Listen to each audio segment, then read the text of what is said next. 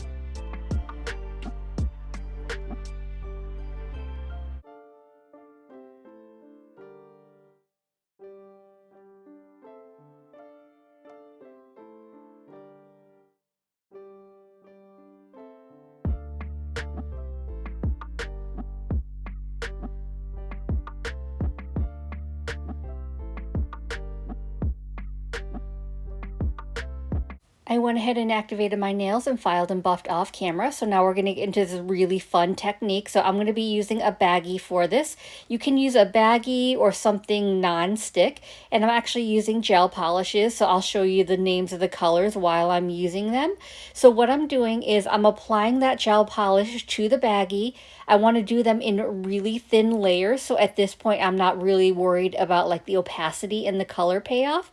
And that's because the thicker the layers are, you're not going to get cured all the way through, and it could also cause wrinkling. And I don't want to be working with any uncured gel. So I'm trying to be as thin as possible with my layers, just kind of making these kind of gel polish color strips. And I actually was wondering when I was doing this whether I would have enough of each color. It turns out I had more than enough, so a little bit goes a long way. You don't have to make your strips as large because I did all 5 fingers in this pattern and I still had way too much gel polish.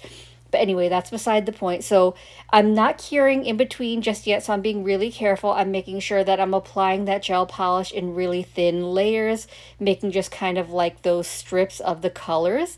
And then once I've got all my colors laid down on my baggie, I'm going to go ahead and cure that for a full 60 seconds because I want to make sure that they're curing all the way through. And then I'll work on additional layers. I think in total I did 3 layers of this polish.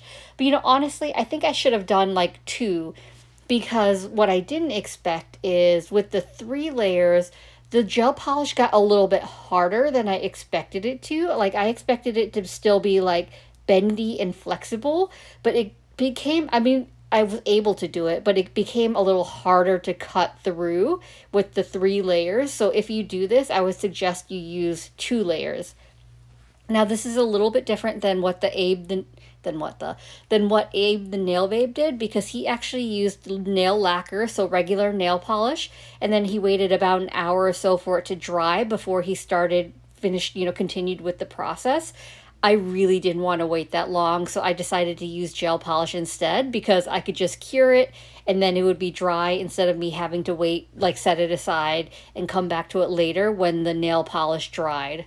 I really like this technique because I feel like it makes nail art so much easier, especially when you're trying to do some nail art on your dominant hand, which in this case I am. My right hand's my dominant hand. My left hand is non-dominant. It does not like to cooperate with me, so I fight it to try to get any kind of really simple nail art. But this way, I can do the nail art just regularly and then just apply it to my dominant hand. So it's so much easier and really great for beginners or anyone that struggles with getting nail art on their dominant hand. I'm basically just making my own decals, and I think the really great thing about this technique is you can use regular nail polish or you can use gel polish, so it can be done in multiple forms, whichever your preference is. I have a ton of gel polishes, so this worked really well, especially because I'm impatient and I don't want to wait for the nail polish to dry. I tried to choose colors that I thought would coordinate well together because I want all the colors on all my nails. So I wanted to make this a little bit colorful because I love colors, but I also tried to choose colors that were a little more fall themed because I know we're moving into the fall season. So once I've got all those polishes down, I'm going to go ahead and cure for a full 60 seconds, make sure they're cured all the way through. And then I'm going to go in with layer 2. So I'm going to speed this up a little bit, let you watch. I'm going to do layer 3 off camera, and then I'll be back to explain the next step of the process.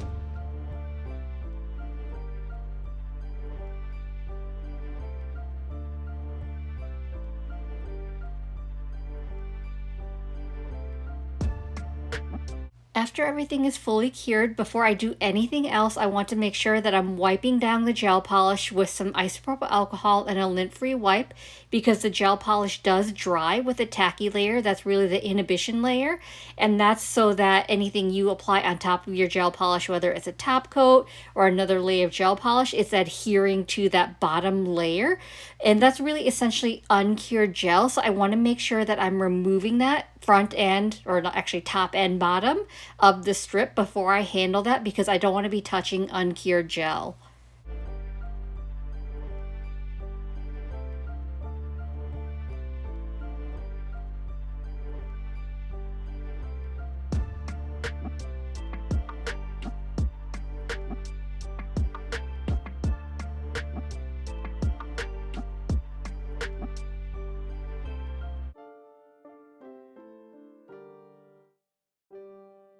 Now for the really fun part, I'm going to take these strips and I'm going to cut them down into smaller bite-sized pieces, just so I have like a collection of these, but they're not going to be all squares. I want them very unique. They're going to be asymmetrical. Some are going to be squares, triangles, like whatever shape they end up, it's totally fine. I don't want them to be perfect and match each other. So I'm going to continue to cut them down. And I was wondering when I was cutting them whether they were too small, but it actually turns out once I apply them to my nail, I find out they're actually too large. So a lot of them I cut down even further just so I can fit more of those colors onto my nail. But I think it's still better to cut larger than needed and then cut down, because once you cut it too small, you can't make it larger. So I prefer it that way. So I think it worked out well, but now I know that if I do this, well, I guess next time I do it again, because I do want to try this again, that I can make them even smaller. You can probably already start to tell that those strips of colors that I created are way too large, because once I start cutting them up into smaller pieces, I get a lot of pieces. So I had way more than I actually needed, but that's really like a lesson learned of I could probably do like half that strip or even less than half that strip, because once you start cutting them up, it actually ends up being quite a lot. This color that I'm using, this is the LB48 Dried Plums, and this was the only one from the LB collection that I used. And the interesting thing about this one is it dried a lot harder than the other gel polishes, and I guess it's because of a different formula. I'm not really sure. But I had a little more difficult time cutting it up because it was harder, so they would kind of snap rather than just cut through. Whereas the other strips I used from the iGel Match collection, they were a lot more flexible, so those were a lot more easier to cut through. But you can see here, I kind of just get tired of like cutting the strips, so I just start haphazardly cutting away because it gets harder like the smaller it gets to get the strips. So I'm like, I'll deal with that a little bit later when I'm applying it to my nail. So I'm just like randomly cutting through. And then the next strip I'm going to be using, this is Vintage. And so you can see I'm cutting little strips, not all the way up, but vertically to make this easier. So once I've got those cut, then I'm going to cut horizontally to make those little squares. And that was so much quicker, so much easier. And because these polishes were a little more flexible, I could do it. Whereas for the Dried Plums strip, it was too stiff and I couldn't do it this way. So I just wanted to call that out anyway. So I'm going to finish the rest of the colors off camera because I don't think you want to watch this all, but I did want to kind of point out the differences. So let me hop back on when I'm done and show you how I apply these to my nail.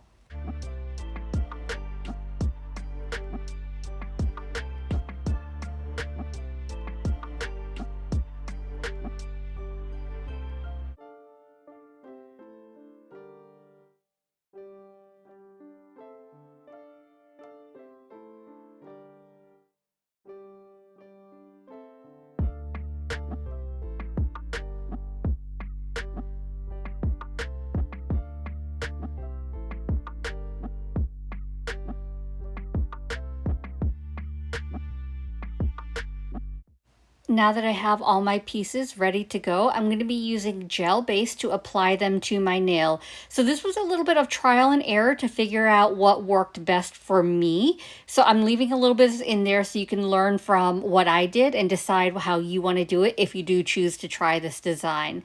So I'm using gel base. I'm starting with my thumb. I'm applying a thin, even layer of gel base to my entire nail. I'm not going to cure it, so I'm going to start applying those pieces to the uncured gel. So I thought it would be easier to stick on the uncured gel, but what I did find is it was a little bit harder because the gel was more slippery and the pieces would move around a lot on me. And I was trying to use like the wax picker end of my rhinestone picker, but I had a hard time kind of picking up the pieces. So I just switched back to my tweezers to make it a little bit easier.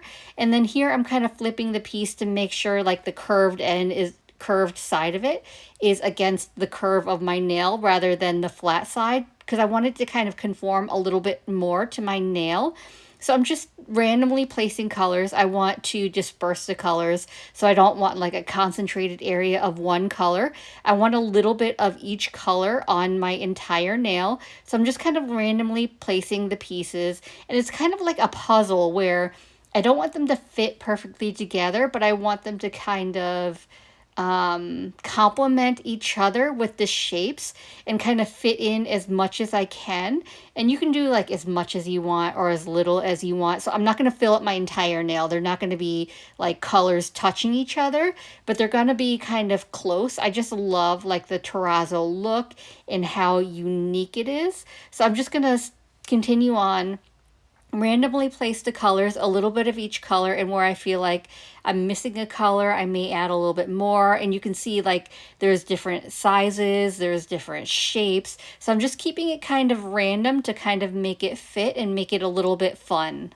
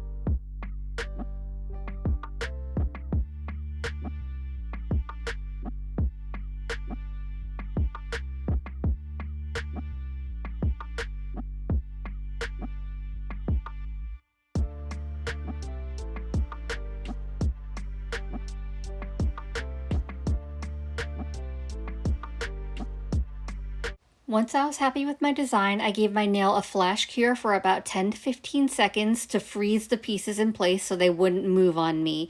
So moving on to my next nail, I decided to give my gel base a cure first before trying to apply the pieces in hopes that would make it easier to apply because they wouldn't be as slippery. So I'm applying a thin, even layer of gel base to my entire nail. I'm going to cure that for 30 seconds. And then because gel cures with that tacky layer, I'm going to start applying my pieces on that tacky layer. And I found that this worked best. They stuck really well to the tacky layer, but they weren't like stuck and they weren't as slippery. So this is what I preferred to do. So I'm going to let you finish watching and then I'll do the rest of my fingers off camera. Then I'll be back.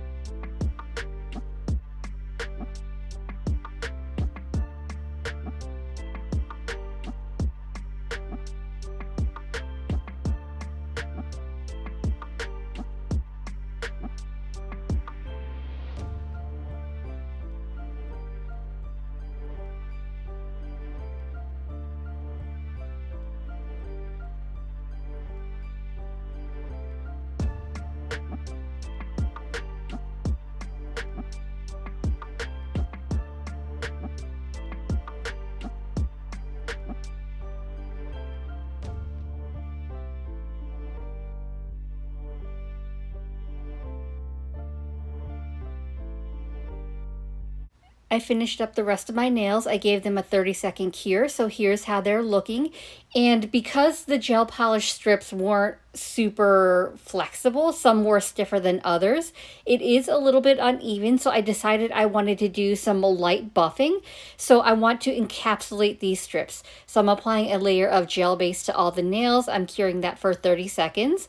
And then I'm going to go in with my No Cleanse Gel Top Coat, apply a little bit of a thicker layer on top of that, cure that for a full 60 seconds, and then I'll get into a little bit of a light buffing.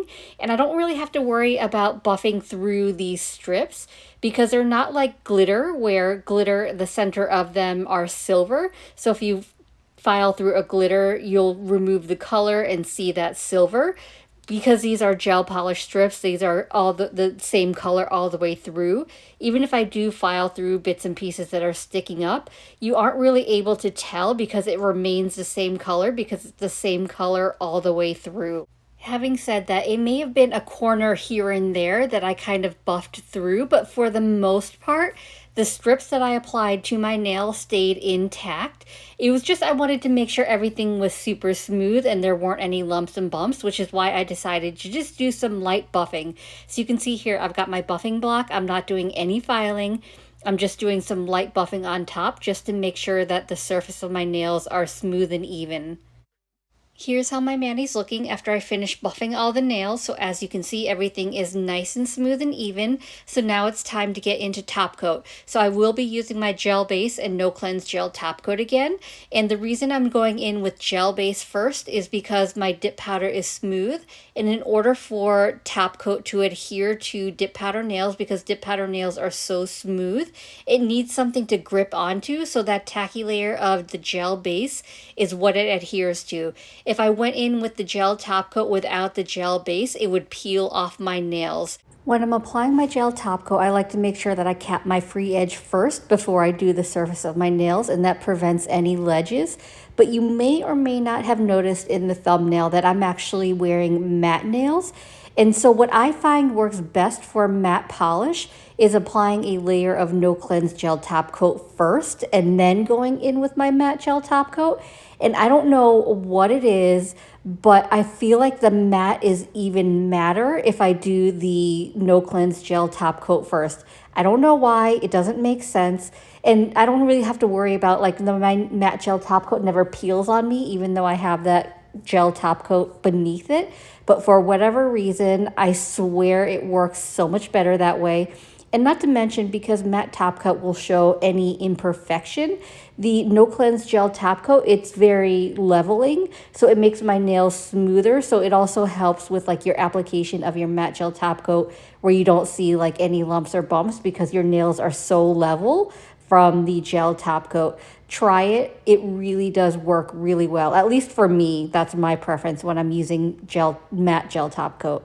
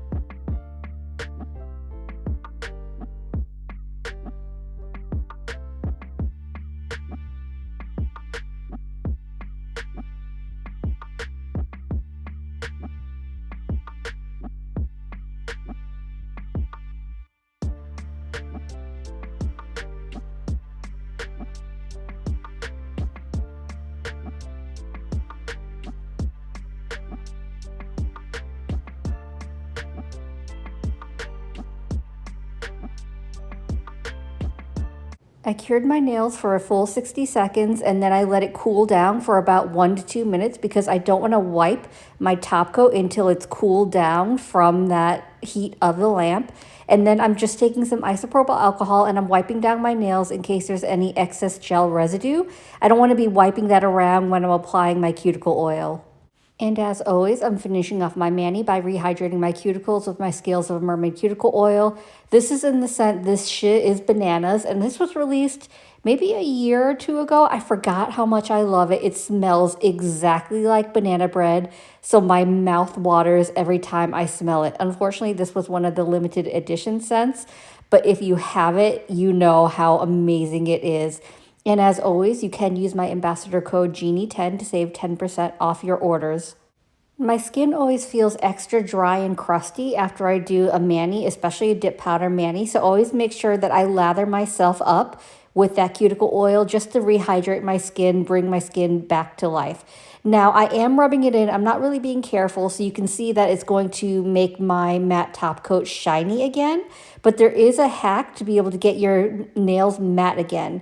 So after you finish applying your cuticle oil, you just take some isopropyl alcohol, and then if you wipe down your nails, that'll remove the oil from your nails, and then once it dries, I'll be back to matte again. So that pretty much wraps up today's video, and I had so much fun trying out this new technique. It was just so fun and so easy. I think it is perfect for when you want to do some kind of nail art on your dominant hand, but you don't have really the ability to do that if it's more difficult. This was such an easy way to do it. So a huge thank you to iGel Beauty for sponsoring today's video. I hope you enjoyed the video. I hope it was helpful. And if it was, I'd appreciate it if you gave this video a thumbs up. It lets me know to continue creating content like this. And it also helps YouTube recommend me to others, which helps grow my channel. And if you haven't already, please consider subscribing. I upload content every Monday and Thursday at 9:30 a.m. Eastern Standard Time. As always, I appreciate you being here. Thank you so much for watching, and I will see you in the next one. Bye.